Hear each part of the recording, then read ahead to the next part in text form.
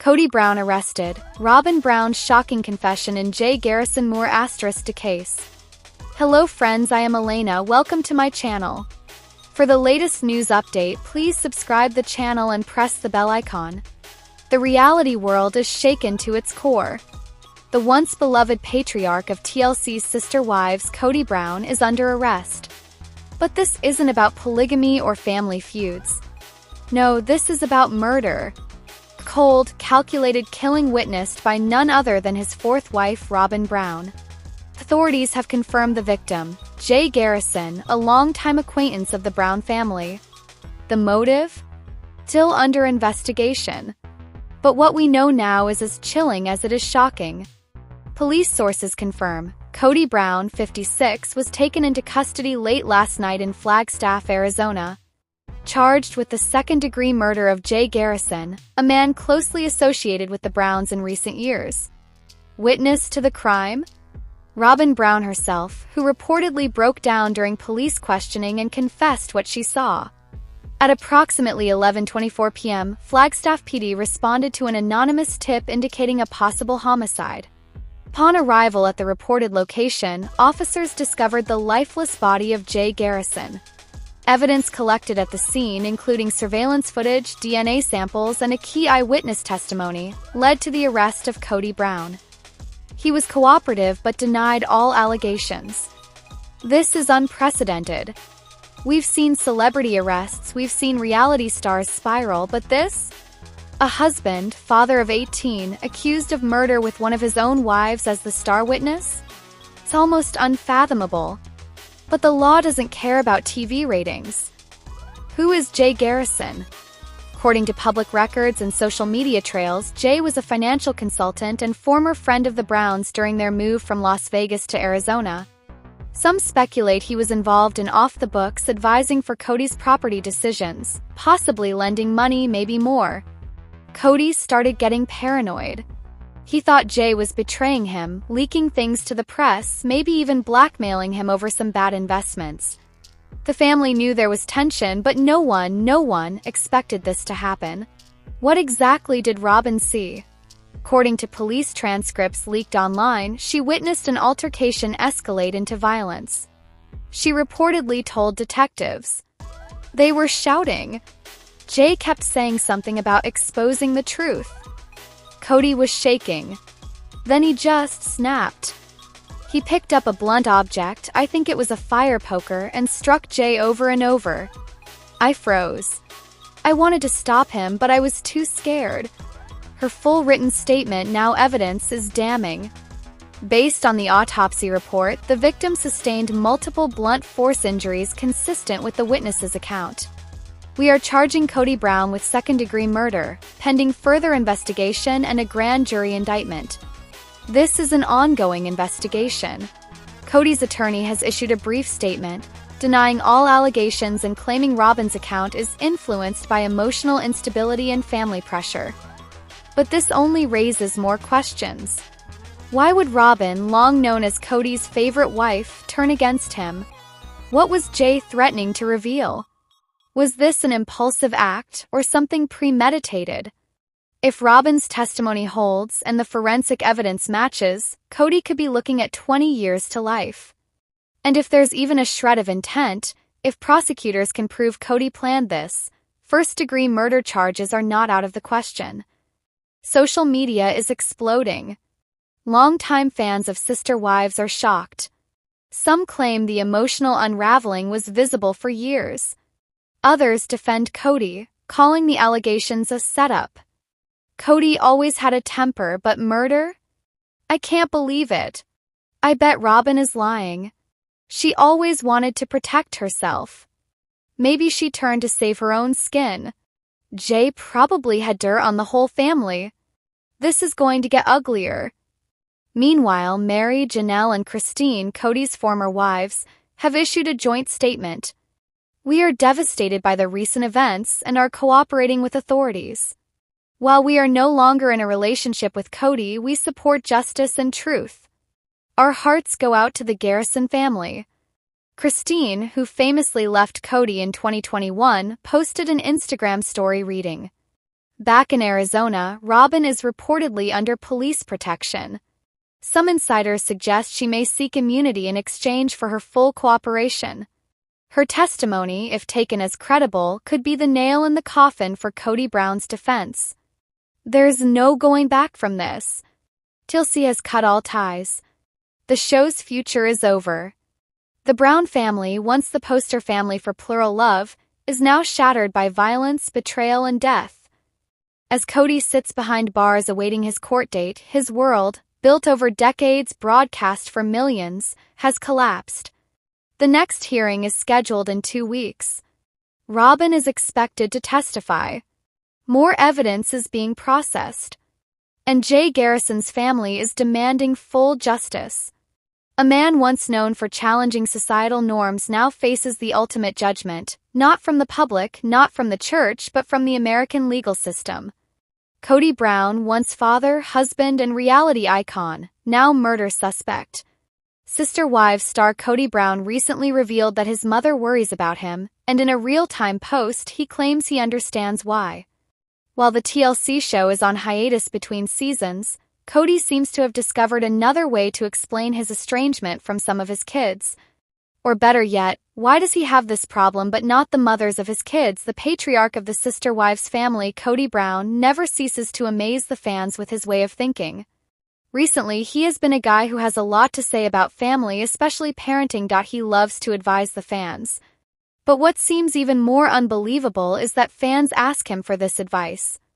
So, his newly revealed theory on moms and dads seems like an interesting topic to some fans. Kody might even use this theory to comfort himself as some of his children remain estranged from the Sister Wives' father of 18. When the Sister Wives fans have asked for parenting advice from Kody Brown in the past, his thoughts were quite different from what his latest spiel offers. He used to suggest to new parents that they make sure they get respect from their kids. He also said to love your kids but make sure they get discipline as well. His recent blurb on parenting talks about the difference between the mother's and father's approaches to their children. From the time that baby is born, Kody tells the Sister Wives fans that there's a chemical reaction in the mother. This causes the moms to have unconditional love for children. But it is different for fathers. Kody Brown used his mom as an example. The Sister Wives papa reminded his fans that his mom is much older today. But she still calls him when she's worried about him. Kody uses this as an example of that chemistry never waning. His mom still gets a hold of him when, for some reason, it hits her that she should worry about her son. While Kody never said what prompted his mom to worry, Sister Wives viewers can think of a few scenes from the show that might worry Kody Brown's mother. Fans think his now famous stab in the kidneys scene when he was yelling at Christine Brown would do it. That's a scene that would likely worry any mother if her son acted that way. There were many times Kody Brown lost his cool on the show, so you could understand why she might worry, but for now, Sister Wives fans think that Kody tries to explain why Christine Brown and Janelle Brown are so close to their children and have that unconditional love from them. He never mentioned any family member's name, but the fans saw through this. For Kody, it sounds as if this theory might mean Mary, Janelle, and Christine have a leg up with that chemistry bond because they are so close with their kids. Since Kody's theory doesn't include that chemistry for fathers, this might be the way he explains his estranged relationships. This suggests that fathers have to work at it because it doesn't come built in. They don't have that chemical get-out-of-jail-free card like moms do. There you have it, one of TLC's most controversial dads seemingly explaining away his troubles using the chemistry we are born with. Christine Brown opens up in her new memoir, Becoming Free, revealing intimate and emotional details of her plural marriage with Kody Brown, especially in the years leading up to her departure. Among the many stories she shares, one moment stands out, a telling recollection of Kody's behavior after Robyn gave birth. This excerpt captures the deep emotional imbalance Christine felt, illustrating the growing cracks in their spiritual union and the undeniable favoritism that would ultimately dissolve their relationship. Christine writes with quiet clarity, choosing words that feel both vulnerable and honest. In her voice, there is no intention to attack, but rather a strong desire to express truth. Her memories of Kody visiting Robyn after childbirth stand as a stark representation of what she had endured as one of 4 wives in the Brown family. She begins by explaining the emotional toll of being in a plural marriage where affection and attention were often unevenly distributed. "It wasn't that I needed grand gestures or extravagant moments," Christine explains. "I only wanted to feel seen and considered. I wanted to believe that my husband valued my role, my heart, and my contribution to this family as much as he did others." She describes the exact moment she learned Robyn had given birth to one of her children with Kody. It was a joyous event for the family, yet for Christine it was marred by a deeper realization. "When Kody told me Robyn had gone into labor," Christine recalls, "his entire demeanor changed. There was urgency, excitement, worry, but it was all reserved for her.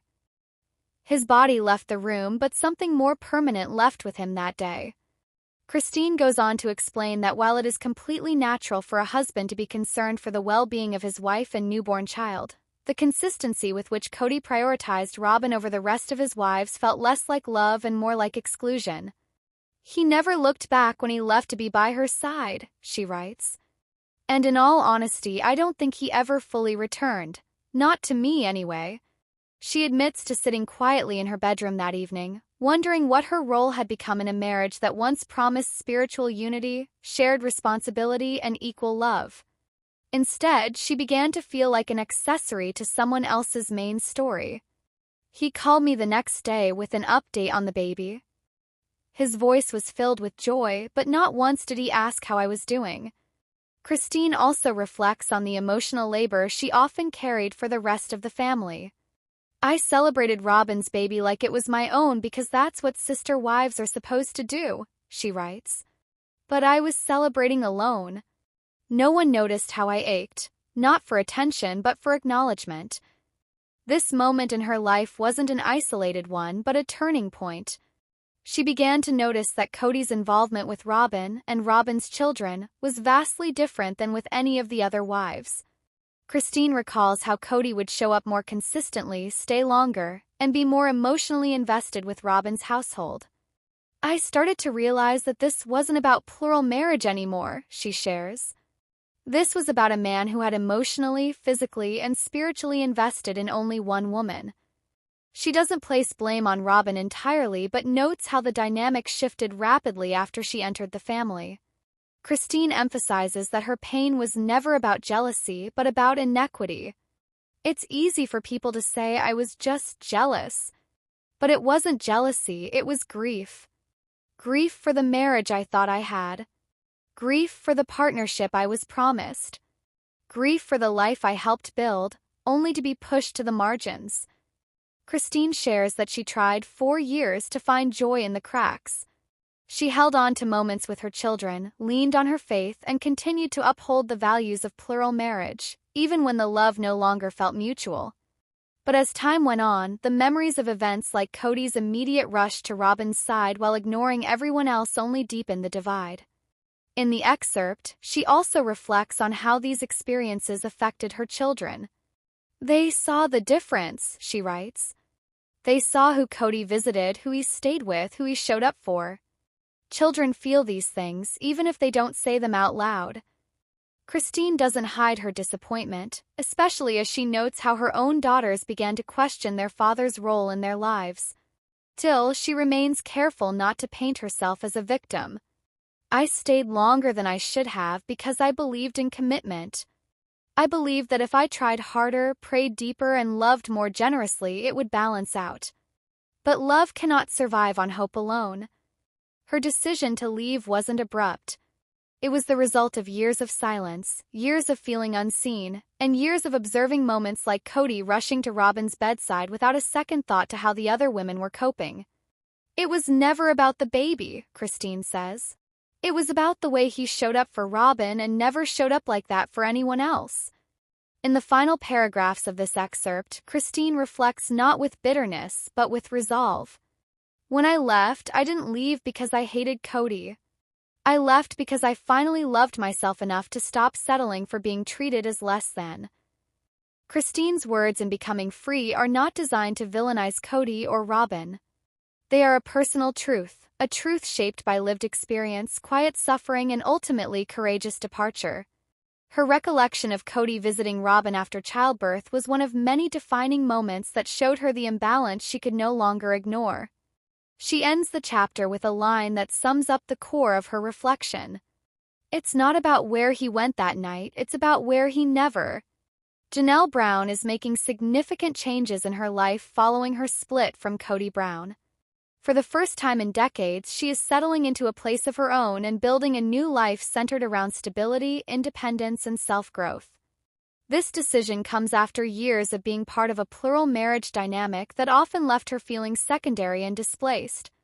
The move is symbolic. For Janelle, putting down roots means more than just owning a home. It represents reclaiming her personal identity, redefining her priorities, and moving forward with intention.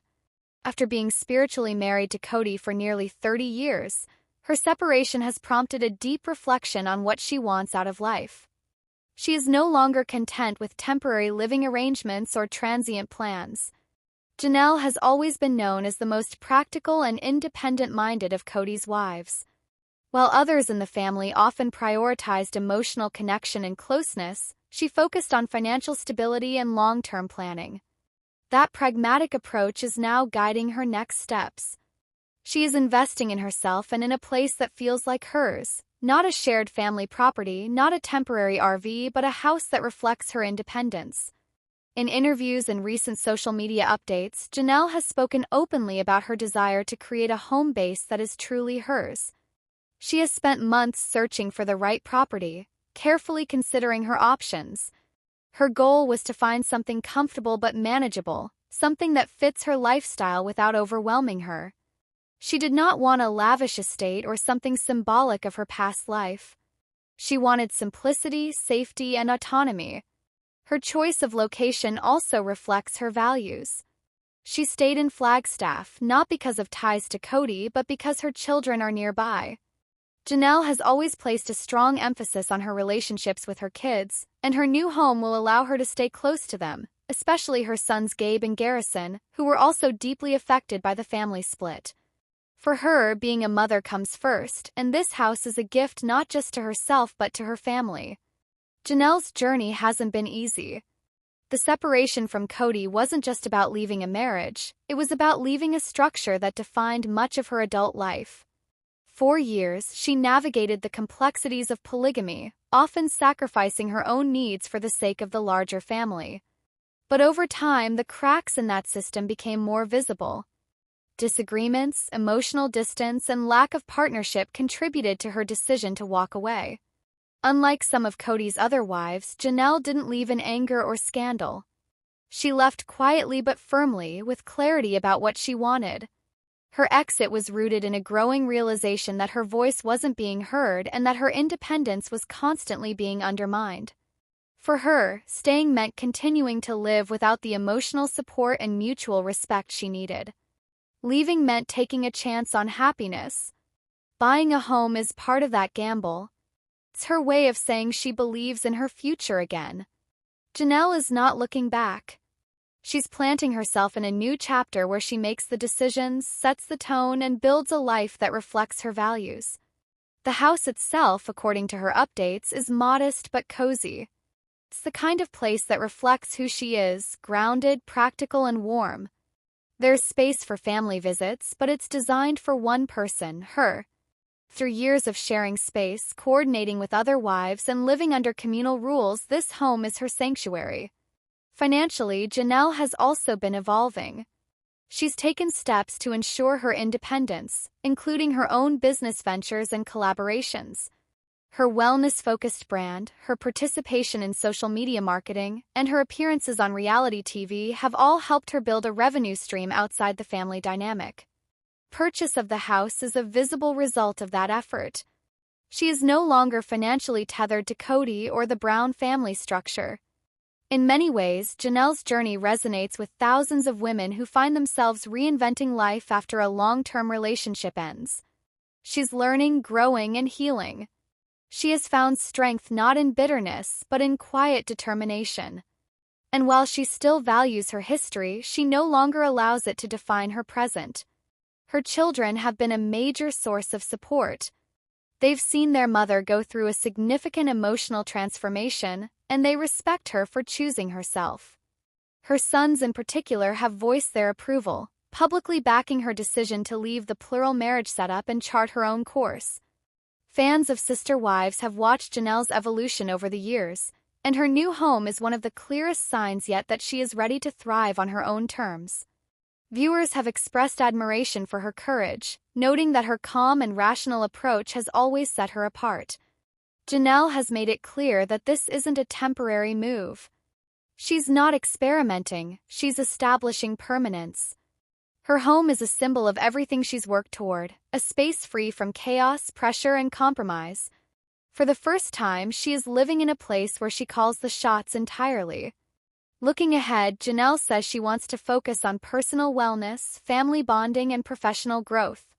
She's excited about spending time in her new garden, hosting her kids for dinner, and taking quiet walks in her own neighborhood. Simple pleasures have taken on new meaning for her. There is peace in her voice when she talks about the future. No longer living out of a trailer or navigating shared space dynamics, she is grounded. The emotional weight of trying to hold a fractured family together is gone. What remains is freedom. Janelle Brown's decision to buy her own home marks a powerful turning point. It's not just real estate, it's a declaration of independence. After decades in a complicated family system, she is choosing clarity, peace, and purpose.